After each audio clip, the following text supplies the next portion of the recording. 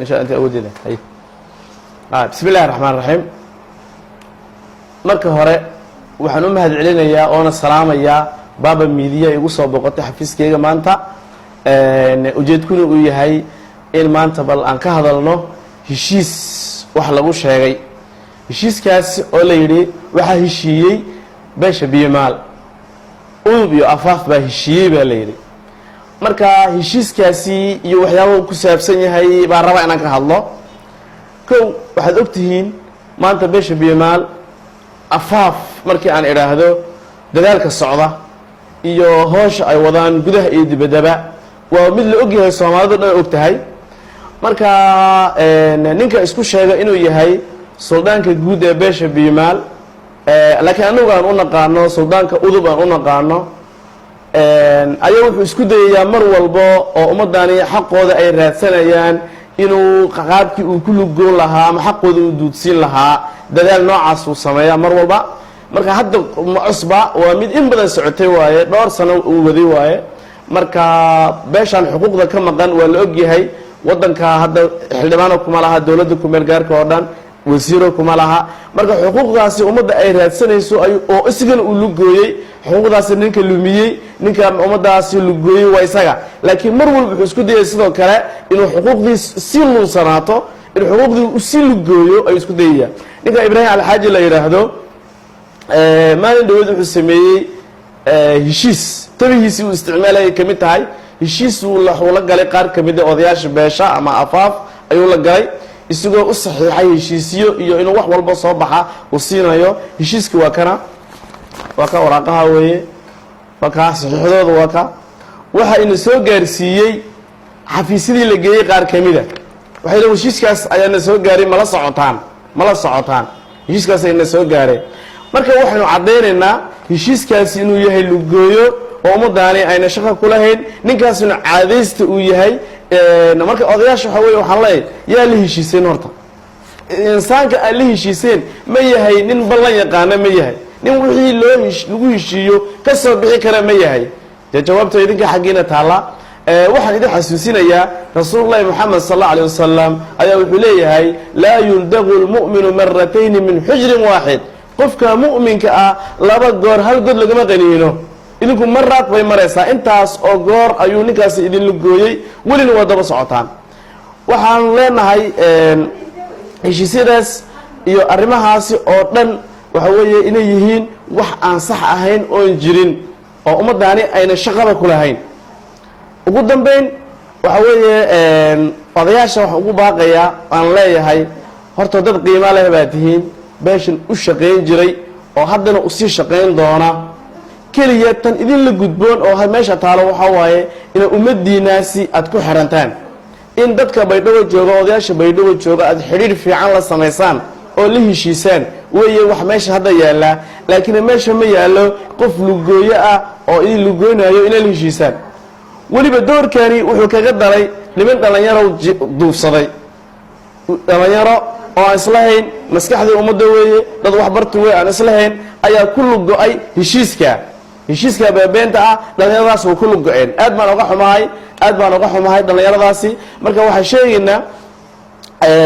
Sheekh Shaafici baa waxa laga hayaa wuxuu yiri fama fi an-nari lidham'ani ma'un qof ooman dab biyo kama helo marka ninkan waa dab idinkuna waxa rabtiin inaad biyo ka heshaan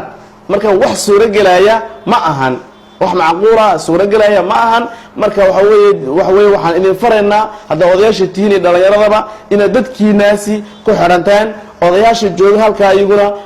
suldaanka iyo nabadoonada ugu horeeyaan waxaan leenahay odayaashan kale ee walaalihiina ee la lugooynayo soo dhaweeya gacmo furan ku soo dhaweeya barnaamijka awadan ka qayb geliya sidii maxaa la yiraahdaa xuquuqdii ummadan ka maqneed guud ahaan loo helo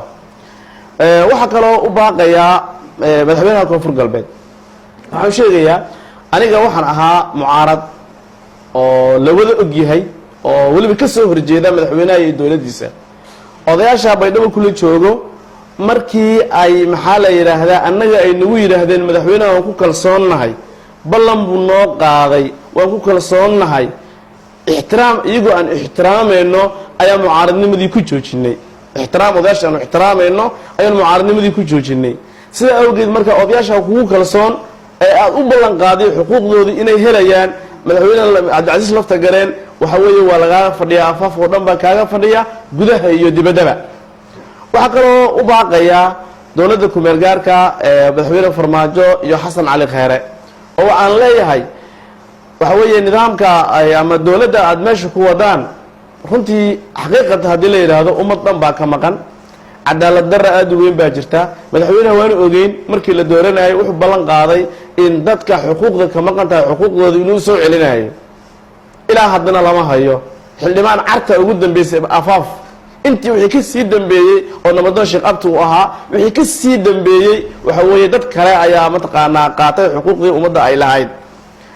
madaxweyne waxa weeye ballantii waa lagaaga fadhiyaa ummaddan ballantii way kaaga fadhiyaan aad qaaday waxa weeye dowladdaasina hadda waad aragtay s y l meesha heshiiska lagu saxiixay weeye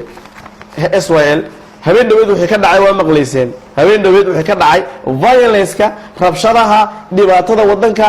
inay joogsan weydo waxa u sababa cadaalad darrada u sababa cadaalad darro waxba wanaaga keeni mayso xumaan mooyaane waddankani waxay u horseedaysaa dhibaato iyo horumar la-aan dhallinyaradiina markay ciishoodaan xaqoodii loo diido iyagana waxay ku qasban yihiin wax alla waxay samayn karaa inay sameeyaan marka sidaa darteed waxa weeye waxaan dowladda ugu baaqaynaa waddankani kontaroolkiisa iyo ammaankiisa inuu wanaagsanaado haddii la rabo ummaddan xuquuqda ay ka maqan tahay in xuquuqdoodii loo soo celiyo intaasaan ku baaqaynaa soomaalidu waxaan ugu baaqayaa in meeshaa waxaa ka jira runtii ay ogaadaan oo ay la socdaan heshiiskaasi inuu yahay heshiis beenbeena heshiis aan waxba ka jirin beenbeena inuu yahay inay ogaadaan soomaalida oo dhan saasaan ugu baaqayaa waxaa kaloo u baaqaya international community-gu waxaan u sheegayaa in heshiiskaa uu sameeyey ninkaa aan sheegayo oo raba inuu geeyo madaxweynaha ra-iisul wasaaraha iyo madaxweynaha koonfur galbeed hadhowna wixii isagu rabo uu fushado inay tahay heshiis aan jirin oo baadil ah oo ummaddaani aan shaqo ku lahayn ayaan u sheegaynaa ummaddaasi dadaalkeedu wuu socdaa dad baa siyaasiyiin baa u joogta waxaa u joogta maxaa la yidhaha nabadoonay leeyihiin waxay leeyihin suldaanbay leeyihiin hadalka insha allahu markii horeba ma rabin hadal dheer inaan ku hadlo hadalkayga intaasaan kusoo gabagabeynaya wassalaamu calaykum waraxmat ullaahi wabarakaatu